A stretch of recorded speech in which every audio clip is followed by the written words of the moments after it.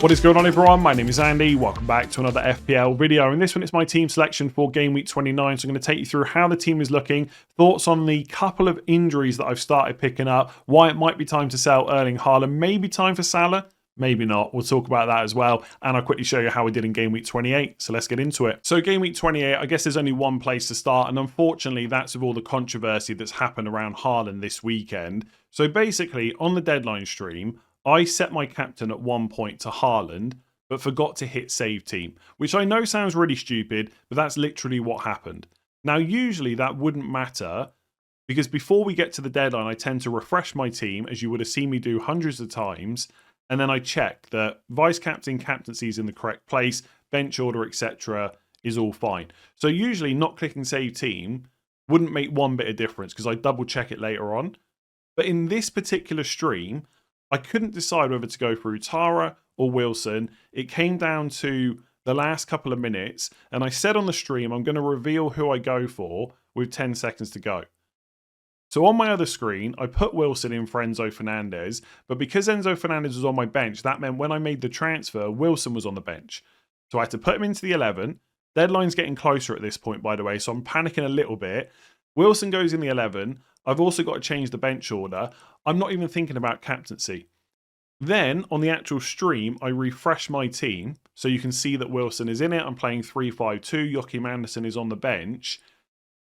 But I wasn't even thinking about captaincy. It wasn't until people started putting in the chat that my captain changed, I knew there was something up. And I actually didn't really know what had happened. So I was thinking, well, it's Bruno captain. Was it not on Bruno before? And people were saying, no, it was on Haaland. That's obviously when I went back earlier on in the stream, put it on Haaland, and forgot to click save team. And people have said, you know, you did that to misdirect people. 100% I did not do that intentionally. And the reason that I was so calm is because I thought Bruno was a good pick.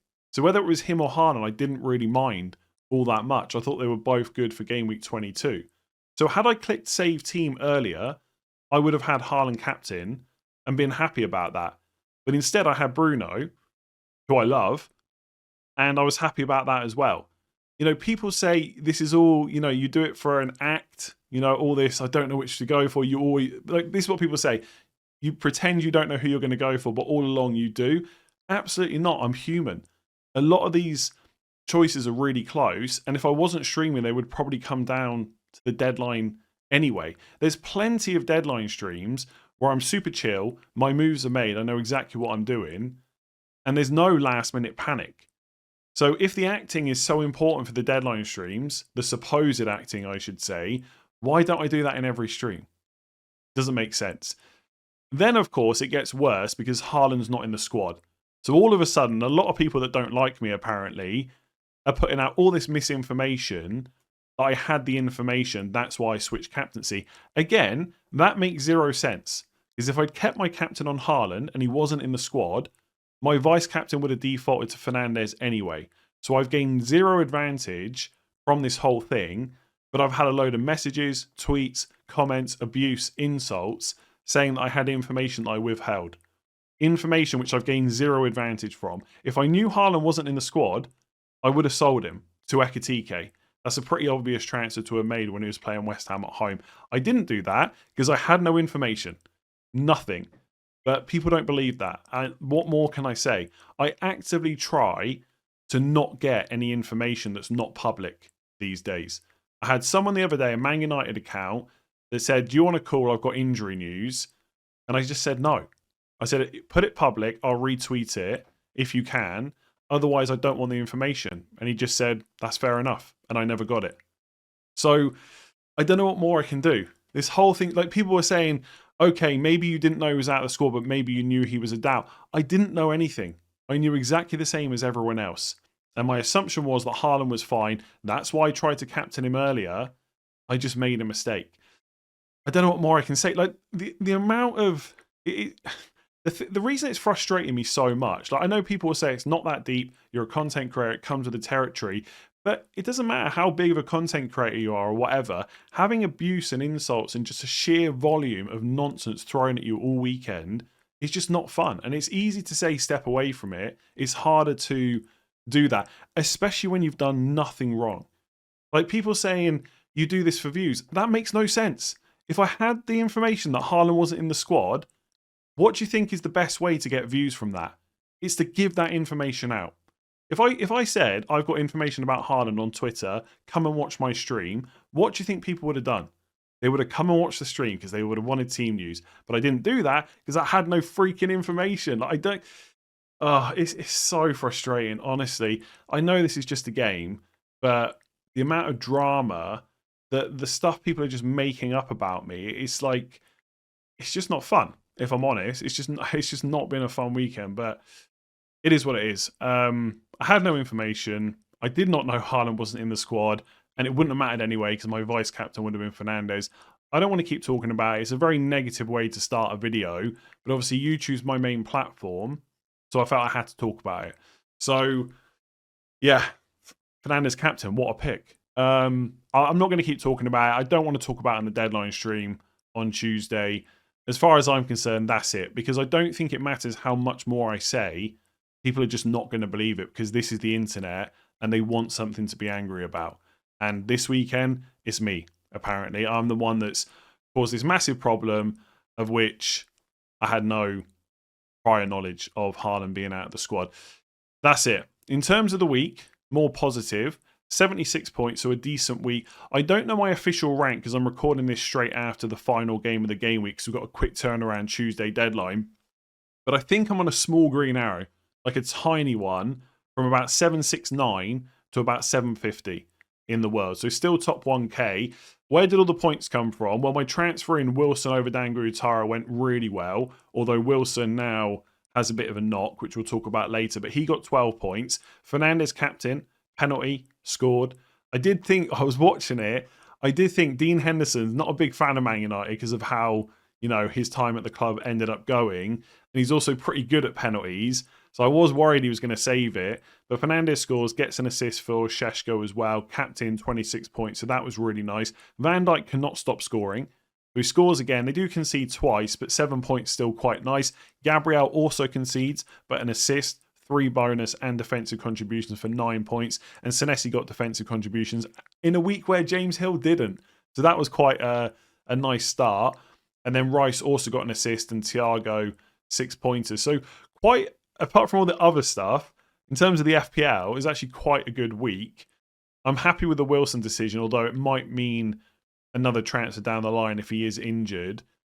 And obviously I rolled the other transfer, which is now going to come in real handy because I think there's a good chance that I sell Haaland and potentially buy Ekitike if Haaland's a doubt for game week 29, which is obviously a big move, but I think it's something worth considering.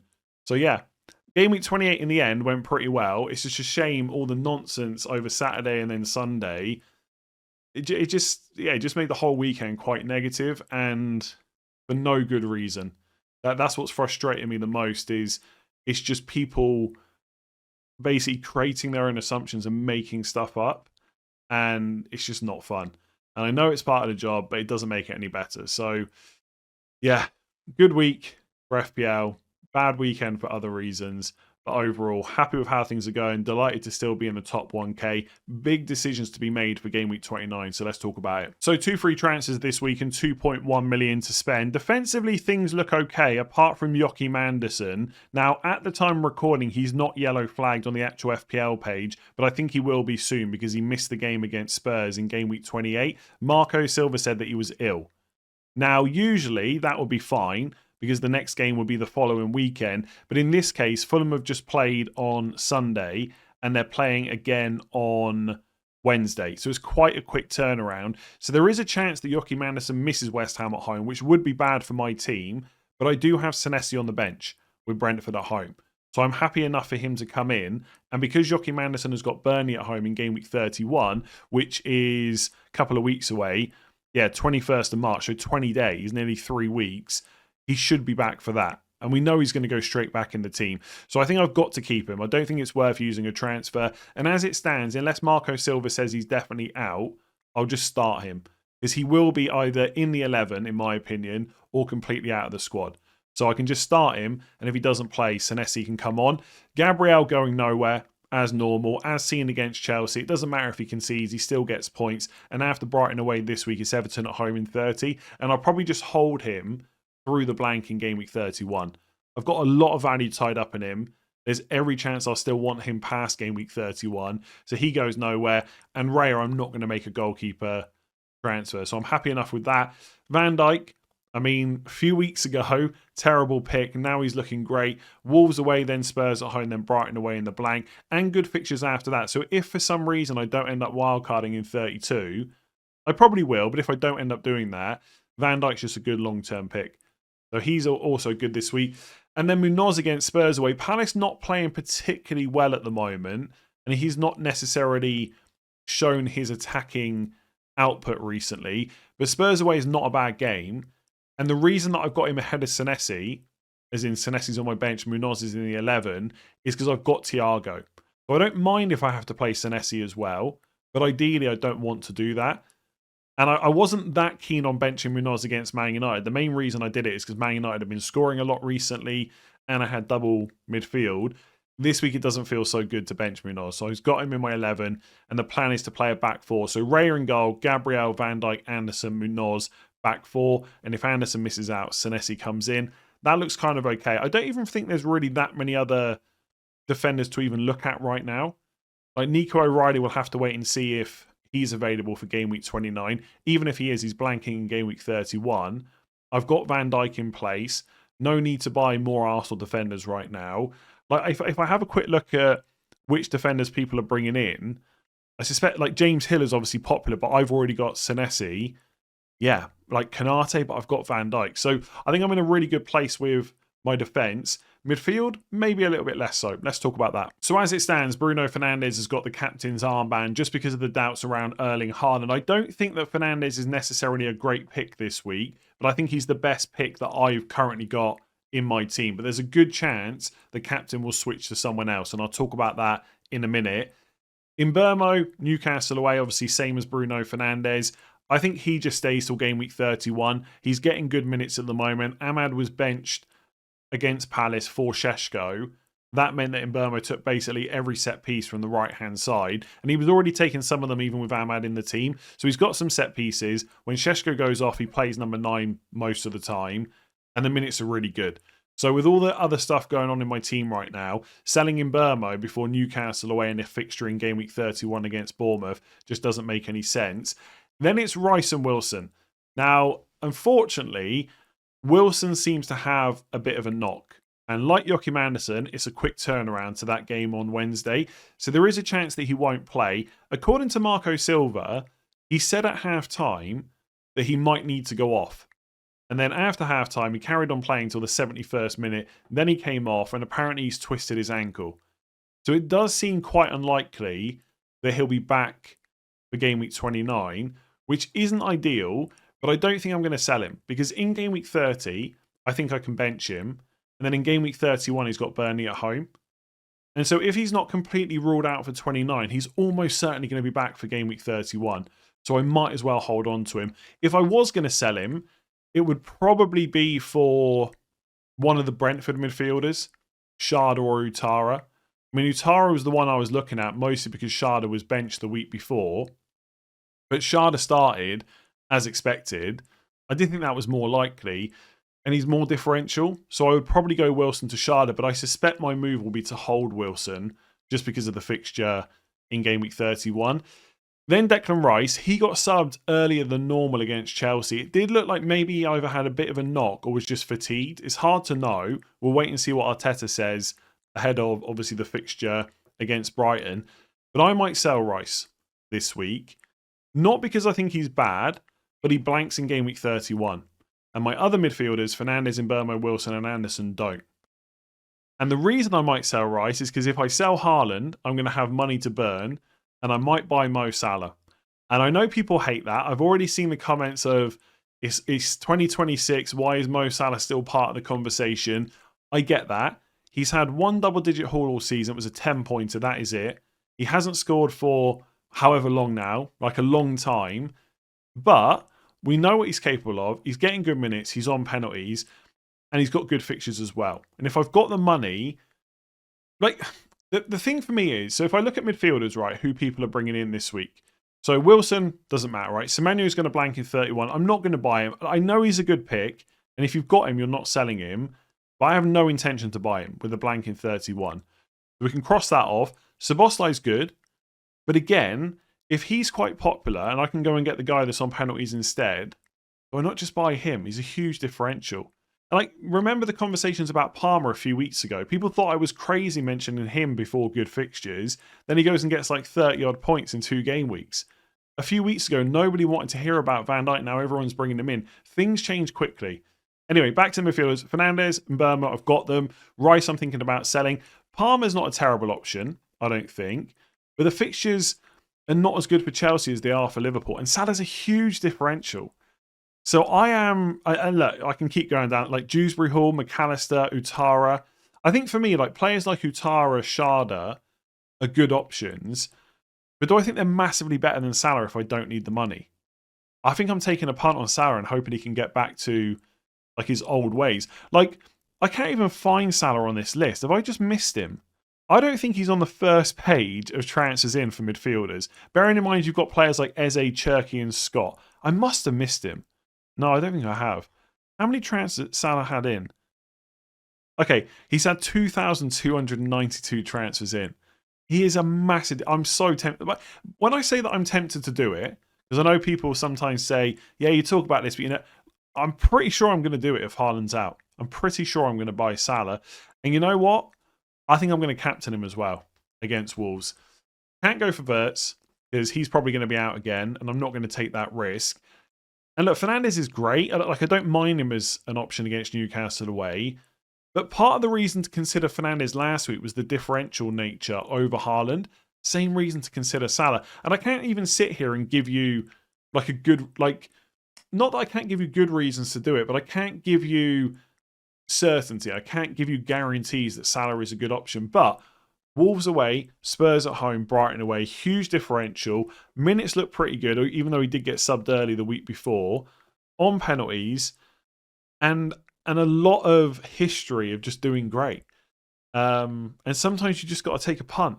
And I don't see another midfielder that comes under that. Like, I can't go for Saka because he's going to blank soon in 31.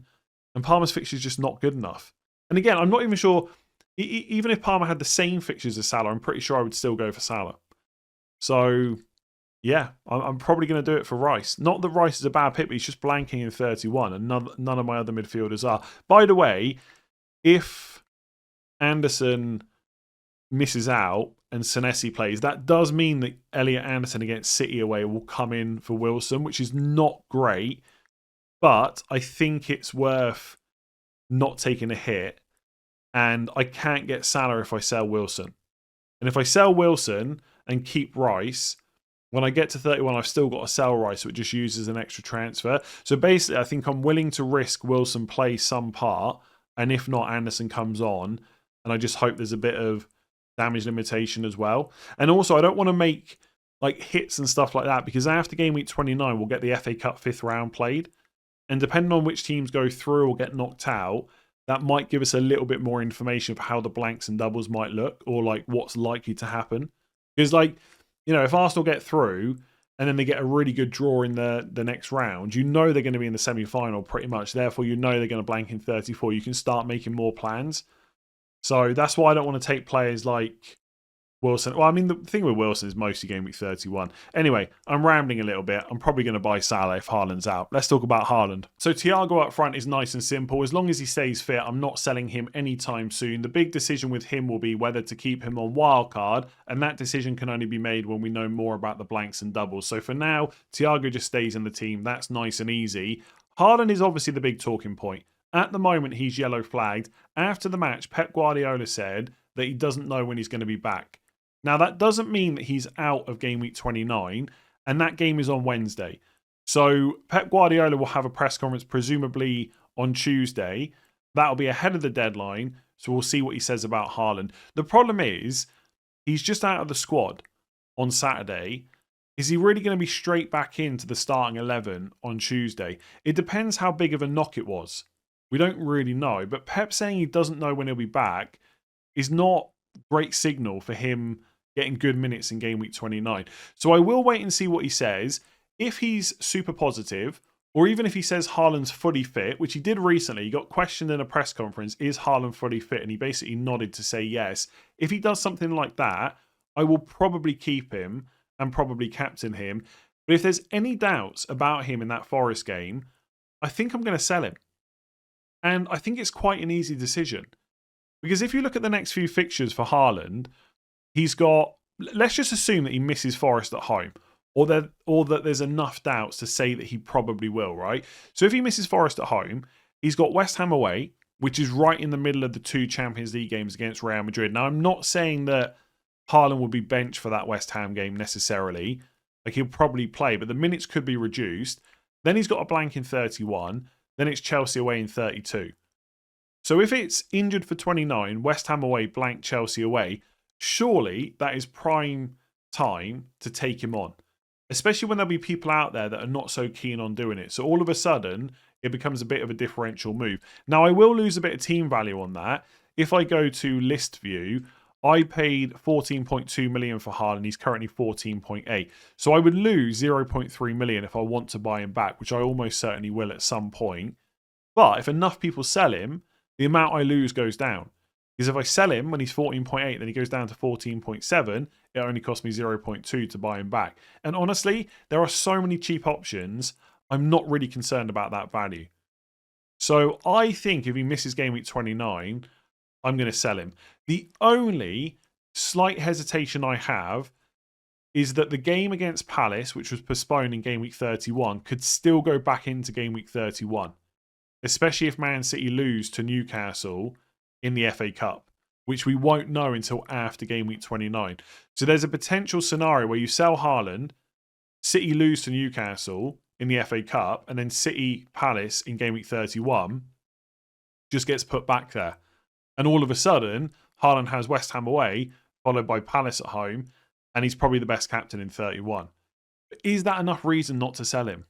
I'm not sure it is, especially when I don't own Ekitike. Now, I know this sounds super knee-jerk because Ekitike did really well at the weekend. But like I said, if we had the info that Haaland wasn't in the squad for game week 28, I would have bought Ekitike before that massive haul. So it's not points chasing. He's just the next best forward. Last week I said, if you're buying a new forward, Thiago, then Ekitike. For me, they're the top 2 options. I don't think there's many other great options out there. I see some people talking about Calvert-Lewin, and I don't actually mind that because Leeds fixtures are really good now. He's nailed on penalties, etc. But I think most of the people looking at Calvert-Lewin already have Thiago and Ekitike. If I don't have Ekitike, surely he's the one to buy. It also gives me triple Liverpool for pretty good fixtures.